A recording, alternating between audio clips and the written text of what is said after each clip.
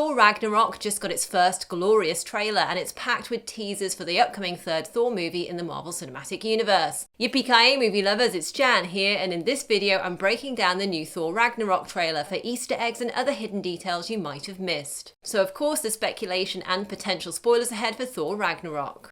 Let's start with that awesome shot of Thor throwing his hammer at Hela. Notice how this sequence is happening on Earth, and just there next to Thor in the alley it looks like Loki. This links back to the mid-credits scene of the Doctor Strange movie where Thor visits Strange in his Sanctum Sanctorum and explains that he needs to bring Loki to New York to look for their father Odin, who's gone missing. Now back to this trailer. Hela of course destroys Thor's hammer, crushing it into small pieces. It's interesting that Thor's hammer gets destroyed because we're still waiting to find out where that final Infinity Stone, the Soul Stone, is hidden, and one theory is that it could be hidden inside Thor's hammer. So is it possible that Hela did this to get to the missing stone? An alternate Soulstone theory states that it's contained in Heimdall's armour, and if you notice in this scene from the trailer, he's not wearing his usual armour, so I also wonder whether this has anything to do with the Soulstone. Okay, back to Hela, and this awesome shot of her with her full headgear looks stunningly like it's taken straight from the comic books. And her antler-like gear also appears in another shot later when she's battling the war goddesses known as the Valkyrior, who are mounted on their winged horses in what could be a flashback scene. Notice the blue cape which Valkyrie often has in the comics, and as the Valkyrior attack Hela, the goddess of death launches her sword, and the next shot is of Valkyrie falling together with other defeated warriors in the distance. Valkyrie's defeat is presumably the reason why we find her working for the Grandmaster later in the trailer, rather than living on Asgard. By the way, like the Collector from Guardians of the Galaxy, the Grandmaster is one of the Elders of the Universe, and they both have a similar look, including markings on their lip and chin. And given it's the game-loving Grandmaster who's presiding over the gladiator battles in the movie, it looks like he's taking on a similar role in this story to the Red King who ruled the planet Sakaar in the Planet Hulk storyline in the comics, which I'll talk more about shortly. Curiously, in the comics, at one time the Grandmaster had the Mind Gem. Now in the MCU, that's actually possessed by Vision. So it's also possible that in the movie, the Grandmaster might be the one with the final Infinity Stone, aka the Soul Stone. Back on Asgard, we see a sweeping view of the city complete with the Rainbow Bridge, aka the Bifrost, which allows travel between the 9 realms. And Hela is there in front of an army of Asgardian warriors without her headdress and pulls out her sword, uttering the words, "Asgard is dead," just before a huge explosion sweeps through the city, which interestingly passes over a very particular tree. This tree looks like a representation of the symbolic Yggdrasil tree, which has already appeared in 2 previous Marvel movies. The first time it appeared was in the first Captain America movie, where it was carved into the wall where Red Skull discovered the Tesseract. Its second appearance was when Thor sketched the tree as a way to explain the 9 realms to Jane Foster. The Yggdrasil tree in both the movies and the comics connects all the 9 realms, and the destruction of the tree by Hela symbolises the extent of the devastation she's unleashed on Asgard. By the way, the word Ragnarok means the series of events in Norse mythology that foretell the doom of the gods.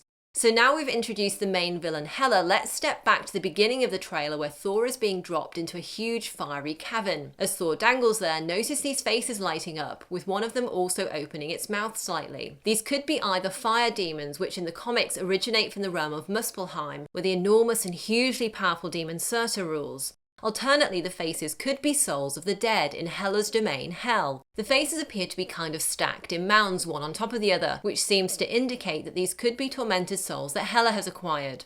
However, footage shown at San Diego Comic-Con revealed a scene of the Hulk getting ready to fight Surtur, meaning the Hulk might be about to burst in and save Thor here. Either way, I can't wait to find out. The other location we get a really good look at is the planet Sakaar. If you look up at the sky, you can see all these portals, which are basically wormholes that connect to various parts of the universe, which is how Thor got there. And the portals are also a way for the rest of the universe to dump their trash on Sakaar.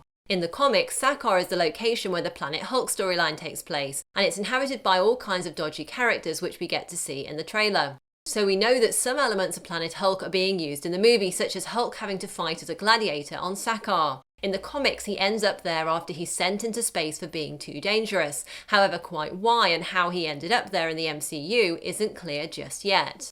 In Ragnarok, we're going to see Thor have to fight without his mighty hammer. And the last time Thor had to face Hulk without his hammer in the first Avengers movie, things didn't exactly go brilliantly for Thor.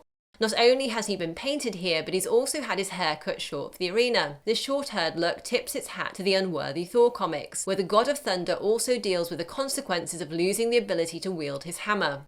But at least Thor has got himself a cool-looking new helmet, and the last time we saw him with a helmet was in the first Thor movie. Thor's replacement weapon, which is a kind of club, could be a nod to the golden mace weapon wielded by Hercules in the comics. I thought the Hulk's gladiator look was just fantastic, including much of his Planet Hulk look from the comics. There's also a great nod to the Incredible Hulk comic book, TV and movie titles, when he's introduced as the Incredible just before he Hulk smashes his way into the arena.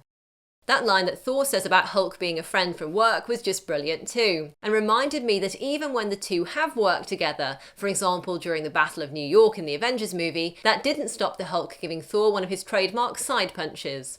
But the tone of this scene also made me think of those hilarious Thor mockumentaries where Thor's friend Daryl tells the Asgardian god that he should get a job, to which Thor replies that he already has one, saving the planet.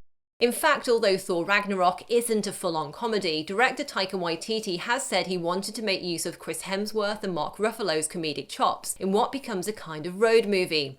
And in the gladiator arena we see the Grandmaster's booth, which includes some very interesting characters, including what could be a Celestial, plus Loki is there too.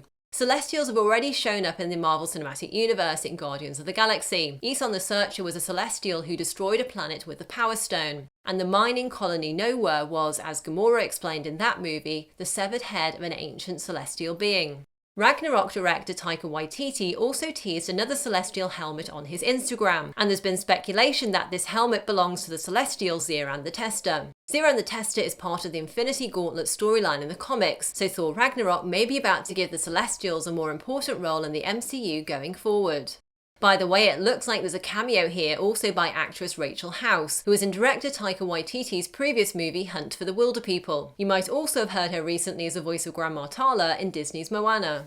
And Taika Waititi also snuck in a Hunt for the Wilderpeople Easter egg via this graffiti behind Thor which reads Skuck's Life. Skuck's Life is a slang phrase protagonist Ricky Baker uses to talk about being gangster, and the phrase has a similar meaning to thug life. And director Waititi has also talked about how influential the work of the legendary comic book artist and writer Jack Kirby has been on the look of Ragnarok.